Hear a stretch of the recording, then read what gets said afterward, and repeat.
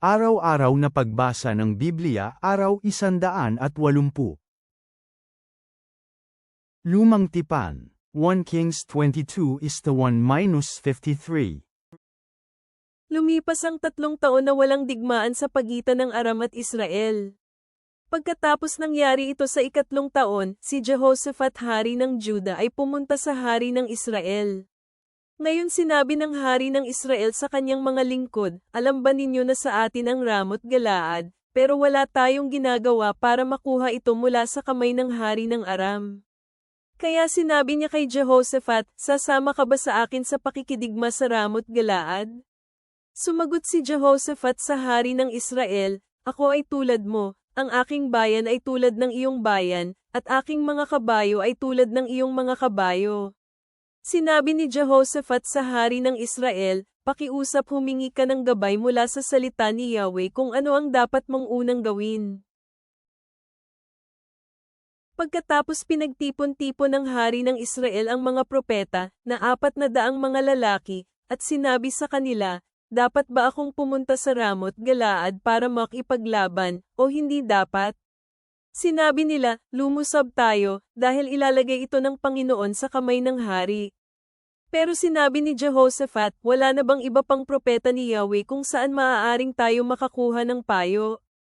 Sinabi ng hari ng Israel kay Jehoshaphat, mayroon pang isang tao na maaari tayong manghingi ng payo mula kay Yahweh para tulungan tayo, si Micaiah anak ni Imla. Pero ayoko sa kanya dahil hindi siya nagpropesya ng kahit anong magandang bagay tungkol sa akin, kundi mga kahirapan lamang. Pero sinabi ni Jehoshaphat, naway hindi ito sabihin ng hari, pagkatapos ang hari ng Israel ay tumawag ng opisyal at nag-utos na, ngayon din ay dalhin si Micaiah anak ni Imla.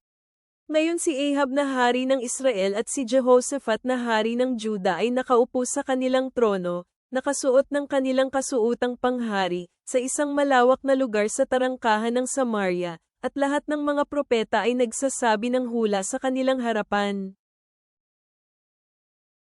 Gumawa si Zedekias anak na lalaki ni Kanana ng mga sungay na bakal at sinabi, ito ang sinasabi ni Yahweh, sa pamamagitan ng mga ito mapapa-atres ninyo ang mga Arameo hanggang sila ay maubos. At pareho ang ipinahayag ng lahat ng mga propeta na sinasabi, lusubin natin ang Ramot Galaad at mananalo, dahil ibinigay ito ni Yahweh sa kamay ng hari. Ang mensahero na nagpunta para tawagin si Micaiah ay sinabi sa kanya, ngayon masdan mo, ang mga salita ng mga propeta ay naghahayag ng magagandang bagay sa hari sa iisang bibig. Hayaan ang iyong mga salita ay maging tulad ng isa sa kanila at magsabi ng magagandang bagay. Sumagot si Micaiah, habang nabubuhay si Yahweh, ito ang sinasabi niya sa akin na aking sasabihin. Nang lumapit siya sa hari, sinabi sa kanya ng hari, Micaiah, dapat ba kaming pumunta sa Ramot Galaad upang makipaglaban, o hindi? Sumagot si Micaiah, lumusab tayo at manalo. Ilalagay ito ni Yahweh sa kamay ng hari. Pagtapos sinabi sa kanya ng hari, gaano karaming beses ko ba dapat ipag-utos sa iyo na katotohanan lamang ang sasabihin sa akin sa pangalan ni Yahweh? Kaya sinabi ni Micaiah, nakita ko ang lahat ng mga Israelita na nagkalat sa mga kabundukan, tulad ng mga tupa na walang pastol, at sinabi ito ni Yahweh, walang pastol ang mga ito. Pabakilin ang bawat tao sa kanilang mga tahanan ng payapa. Kaya sinabi ng hari ng Israel kay Jehoshaphat, hindi ba't sinabi ko na sa iyo na hindi siya magsasabi ng magandang pahayag tungkol sa akin, puro kapahamakan lamang? Pagkatapos sinabi ni Micaiah, gayuman pakinggan ang salita ni Yahweh, nakita ko si Yahweh na nakaupo sa kanyang trono, at lahat ng hukbo sa langit ay nakatayo sa tabi niya sa kanyang kanang kamay at sa kanyang kaliwa. Sinabi ni Yahweh, sino ang mag-uudyok kay Ahab, para siya ay maaaring lumusab at matalo sa Ramot Galaad, at may isang sumagot sa ganitong paraan, at sumagot ang isa pa sa ganoong paraan. Pagkatapos isang espiritu ang lumapit, tumayo sa harapan ni Yahweh, at sinabi, ako ang mag-uudyok sa kanya. Sinabi sa kanya ni Yahweh, paano? Sumagot ang espiritu, lalabas ako at magiging isang mapanlinlang na espiritu sa bibig ng lahat ng kanyang mga propeta. Sumagot si Yahweh, uudyukan mo siya, at ikaw rin ay magtatagumpay. Pumunta ka na ngayon at gawin iyon. Ngayon masdan mo, inilagay ni Yahweh ang mapanlinlang na espiritu sa lahat ng bibig nitong mga propeta mong ito, at si Yahweh ay naghanda ng pagkawasak para sa iyo. Pagkatapos si Zedekias anak na lalaki ni Kenana, ay umakyat, sinampal si Micaiah sa pisngi, at sinabi, aling daan ang tinahak ng espiritu ni Yahweh para umalis sa akin upang magsalita sa iyo? Sumagot si Micaiah, masdan ito, malalaman mo sa araw na iyon, kapag tumakbo ka papunta sa isang kaloob-loobang kwarto para magtago. Sinabi ng hari ng Israel sa kanyang lingkod, hulihin si Micaiah at dalhin siya kay Amon, ang gobernador sa lungsod, at kay Yoas, aking anak na lalaki. Sabihin sa kanya, sinabi ng hari, ilagay ang lalaking ito sa bilangguan at pakainin ng kaunting tinapay at kaunting tubig, hanggang sa makarating akong ligtas. Pagkatapos sinabi ni Micaiah, kung makakabalik ka ng ligtas, hindi nang usap sa akin si Yahweh, at dinagdag pa niya, pakinggan niyo ito, lahat kayong mga tao. Kaya si Ahab, ang hari ng Israel, at Jehoshaphat, ang hari ng Juda, ay pumunta sa Ramoth Galaad. Sinabi ng hari ng Israel kay Jehoshaphat, magbabalat kayo ako at pupunta sa isang labanan, pero isuot mo ang iyong pangharing kasuutan. Kaya nagbalat kayo ang hari at nagpunta sa labanan. Ngayon inutusan ng hari ng Aram ang 32 mga kapitan ng mga karwaheng pandigma, na nagsasabi, huwag niyong lusubin ang hindi mahalaga o mahalagang mga kawal. Sa halip, ang hari ng Israel lamang ang lusubin ninyo.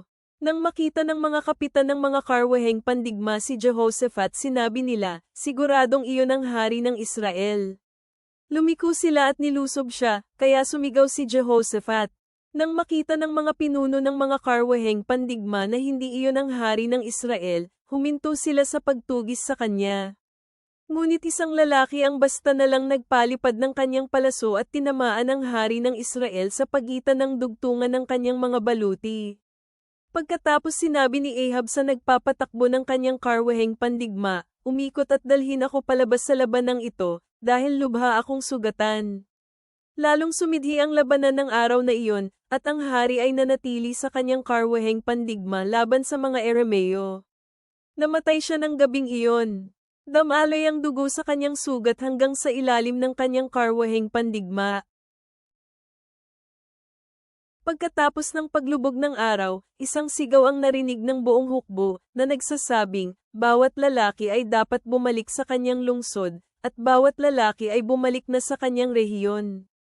Kaya si Haring Ahab ay namatay at dinala sa Samaria, at inilibing nila siya sa Samaria. Hinugasan nila ang karwaheng pandigma sa paliguan ng Samaria, at ang mga aso ay dinilaan ang kanyang dugo, ito ay kung saan naliligo ang mga babaeng bayaran, gaya ng inihayag na salita ni Yahweh. Para sa ibang bagay na ukol kay Ahab, lahat ng kanyang ginawa, ang bagay na gereng na kanyang itinayo, at lahat ng mga lungsod na kanyang itinatag, hindi ba nakasulat ito sa ang aklat ng mga kaganapan sa buhay ng mga hari ng Israel? Kaya natulog si Ahab kasama ng kanyang mga ninuno, at si Ahazias kanyang anak ay naging hari kapalit niya. Pagkatapos si Jehoshaphat anak na lalaki ni Asa ay nagsimulang maghari sa Juda sa ika-4 na taon ni Ahab hari ng Israel. Si Jehoshaphat ay 35 taon nang magsimula siyang maghari, at namuno siya sa Jerusalem ng 25 taon. Ayuba ang pangalan ng kanyang ina, na anak na babae ni Silhi. Lumakad siya sa kaparaanan ni Asa, kanyang ama, hindi niya sila tinalikuran, ginawa niya kung ano ang tama sa paningin ni Yahweh. Gayunman, ang mga dambana ay hindi peran inalis. Patuloy na nag-aalay at nagsusunog ng mga insenso ang mga tao sa mga dambana. Nakipagkasundo si Jehoshaphat sa hari ng Israel. Para sa ibang bagay na ukol kay Jehoshaphat, at ang kalakasan na kanyang ipinakita, at kung paano niya pinagtagumpayan ang digmaan, hindi ba ang mga ito ay nasusulat sa aklat ng mga kaganapan sa buhay ng mga hari ng Juda? Inalis niya mula sa lupain ang mga natirang mga lalaki at babaeng bayaran sa sagradong lugar na nanatili sa mga araw ng kanya amang si Asa. Walang hari sa Edem, pero isang puma pangalawa ang namuno doon. Gumawa ng pangkaragatang barko si Jehoshaphat, pupunta sila sa Ophir para sa ginto, pero hindi sila natuloy dahil ang mga barko ay nawasak sa Esion-Geber. Pagkatapos sinabi ni Ahazias anak na lalaki ni Ahab kay Jehoshaphat, hayaan ang aking mga lingkod na maglayag kasama ng iyong mga lingkod sa mga barko. Pero hindi ito pinayagan ni Jehoshaphat. Natulog si Jehoshaphat kasama ng kanyang mga ninuno at inilibing kasama nila sa lungsod ni David, na kanyang ninuno, si Joram ang kanyang anak na lalaki ang naging hari kapalit niya. Nagsimulang maghari si Ahazias sa Israel sa Samaria ng 17 taon ni Jehoshaphat hari ng Juda, at naghari siya ng 2 taon sa Israel. Ginawa niya kung ano ang masama sa paningin ni Yahweh at lumakad sa kaparaanan ng kanyang ama, sa paraan ng kanyang ina, at sa paraan ng anak na lalaki ni Jeroboam na anak na lalaki ni Nebat, na nagdala sa Israel para magkasala.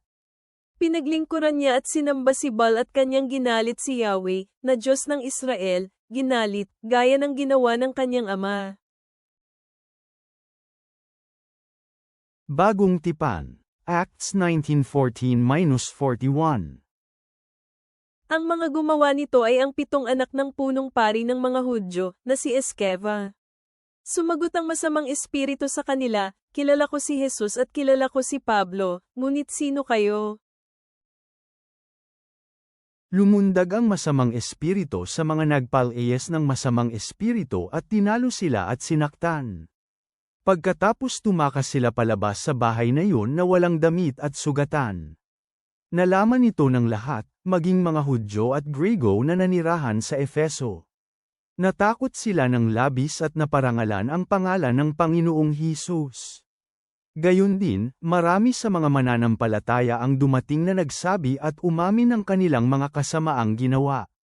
Marami sa mga gumagawa ng salamangka ang nagdala ng kanilang mga libro at sinunog nila sa paningin ng lahat. Nang bilangin nila ang halaga nito, ito ay nagkakahalaga ng 50,000 piraso ng pilak. Kaya't ang salita ng Panginoon ay lumaganap sa makapangyarihang paraan. Ngayon nang natapos ni Pablo ang kanyang ministeryo sa Efeso, nagpasya siya sa Espiritu na dumaan sa Macedonia at Akaya patungong Jerusalem. Sinabi niya, pagkagaling ko roon, kailangan ko ring makita ang Roma. Pinadala ni Pablo ang 2 sa kanyang mga alagad sa Macedonia, si Timoteo at Erasto, na tumulong sa kanya. Ngunit siya ay nanatili muna sa Asia ng kaunting panahon. At nagkaroon ng malaking kaguluhan sa panahong iyon Efeso patungkol sa daan. May isang magpapanday ng pilak na nagngangalang Demetrio, na gumagawa ng imahe ni Diana na pilak, na nagbibigay ng malaking negosyo sa mga nagpapanday. Kaya tinipon niya ang mga manggagawa sa trabahong iyon, at sinabi, mga Ginoo, alam ninyo na sa negosyong ito tayo kumikita ng malaking halaga. Nakikita at naririnig ninyo iyon, hindi lang sa Efeso, ngunit halos sa buong Asia. Ang pablong ito ay nanghikayat at nagpalayo ng maraming tao. Sinasabi niya na walang mga Diyos-Diyosan na gawa sa mga kamay. At hindi lamang iyon ang panganib na ang mga kalakal natin ay hindi nakakailanganin, subalit pati na rin ang templo ng dakilang Diyos ang si Diana ay maaaring mawalan ng halaga. At mawawalan din siya ng kadakilaan, na siyang sinasamba ng buong Asia at ng buong mundo. Nang marinig nila ito, napuno sila ng galit at sumigaw na nagsasabi, dakila si Diana ng mga taga-Efeso. Napuno ng kaguluhan ang buong lungsod, at ang mga tao ay sama-samang nagmadali papunta sa tanghalan. At dinampot nila ang mga kasamahan ni Pablo sa paglalakbay na sina Gaius at Aristarca, na taga-Macedonia. Nais ni Pablo na pumasok sa gitna ng napakaraming tao, ngunit pinigilan siya ng mga alagad. Maging ang ilan sa mga opisyal ng probinsya ng Asia na kanyang mga kaibigan ay nagpadala ng mensahe na nakikiusap na huwag siyang tumuloy sa tanghalan. Ang ibang mga tao ay sumisigaw ng isang bagay, at ang ilan ay naman, sapagkat nalito ang mga tao. Karamihan sa kanila ay hindi alam kung bakit sila nagkatipon-tipon doon. Dinala ng mga Hudyo si Alejandro palabas sa maraming tao, ihinarap siya sa mga tao. Si Alejandro ay nagsenyes ng kanyang kamay upang magbigay ng paliwanag sa mga tao.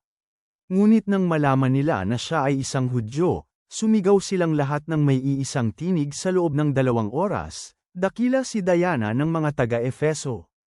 Nang patahimikin ng kalihim ng bayan ang mga tao, sinabi niya, "Kayong mga taga-Efeso, sino ba naman ang hindi nakakaalam na ang lungsod ng mga taga-Efeso ay tagapag-ingat ng templo ng dakilang Diana at ng kanyang imahe na nahulog mula sa langit? Nakikita naman natin na ang mga bagay na ito ay hindi maitatanggi. Kinakailangan na kayo ay manahimik at huwag maging pabigla-bigla. Sapagkat dinala ninyo ang mga lalaking ito sa hukumang ito na hindi magnanakaw sa templo o nagsasalita ng masama sa ating Diyosa. Kaya, kung si Demetrio at ang mga manggagawa na kasama niya ay may reklamo laban sa sinuman, bukas ang hukuman at nandyan ang mga gobernador. Hayaan ninyo na akusahan nila ang isa't isa. Ngunit kung naghahanap kayo ng kasagutan sa anumang bagay, ito ay maaring maayos sa pagpupulong.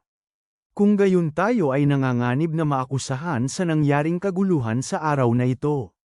Walang dahilan para sa kaguluhang ito, at hindi natin kayang ipaliwanag ito." Nang sabihin niya ito, tinapos na niya ang pagpupulong.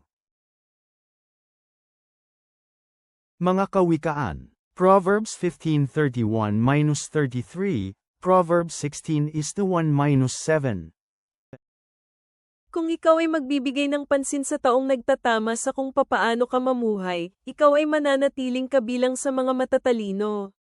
Ang siyang tumatanggi sa disiplina ay namumuhi sa kanyang sarili, pero ang siyang nakikinig sa pagtatama ay nagtatamo ng kaunawan. Ang takot kay Yahweh ay nagtuturo ng karunungan, at ang pagpapakumbaba ay nauuna bago ang karangalan. Ang mga balak ng puso ay pag-aari ng isang tao, ngunit mula kay Yahweh ang sagot mula sa kanyang dila. Lahat ng pamamaraan ng isang tao ay dalisay sa kanyang sariling paningin, pero tinitimbang ni Yahweh ang mga kalooban. Ipagkatiwala mo ang iyong mga gawain kay Yahweh at magtatagumpay ang mga balak mo. Ginawa ni Yahweh ang lahat ng bagay ukol sa kanyang layunin, maging ang mga masama para sa araw ng kaguluhan. Kinamumuhian ni Yahweh ang bawat isa na may mapagmataas na puso, kahit na tumayo pa sila ng magkahawak, hindi sila maliligtas sa kaparusahan. Sa pamamagitan ng katapatan sa kasunduan at pagtitiwala ang pagkakasala ay nabayaran at sa pamamagitan ng takot kay Yahweh, tinatalikuran ng mga tao ang kasamaan. Kapag ang pamamaraan ng isang tao ay kalugod-lugod kay Yahweh, ginagawa niya kahit na ang mga kaaway nito ay makipagbati sa kanya.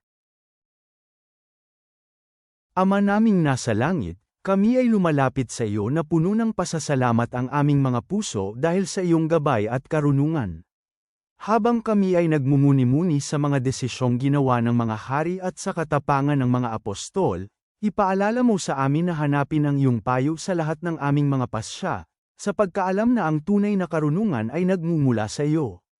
Tulungan mo kaming makilala ang mga tinig sa aming paligid, tulad ng ginawa ng mga propeta, at manatiling matatag sa aming pananampalataya sa gitna ng mga pagtutol. Naway tanggapin namin ang kababaan ng loob at makinig sa pagtutuwid, sa pagkaalam na ito ay humahantong sa buhay. Naway hubugin ng iyong pag-ibig ang aming mga iniisip at gawa. Amen.